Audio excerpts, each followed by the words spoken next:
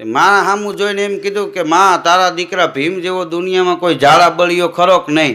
માં કાંઈ બોલ્યા નહીં. તે ભીમે ઉપાડેલું બટકું પાછું મૂકી દીધું. બોલો, શિરામણ ન કર્યું, ઊભો થઈ ગયો, પાછો જમવા બેઠો બીજે દિવસે, અને માં પીરવવા માટે આવ્યા. ભીમે કીધું કે માં તારા દીકરા ભીમ જેવો કોઈ દુનિયામાં તાકાતવાળો કોઈ એવો બળિયો ખરો? માં બોલ્યા નહીં, મરમના શેઠ દાંત કાઢ્યા કે બેટા આ તો બહુરત્ન વસુંધરા. કે એમ નહીં માં, સાચો જવાબ તમે કેમ નથી આપતા? માં વયા ગયા. ભીમ જમ્યો નહીં અને હાથમાં ગદા લઈને ખાર ખાઈ ગયેલો. 2 કલાક ભૂખ્યો ન રહી શકે, એના બદલે 2 દી વયા ગયા હતા.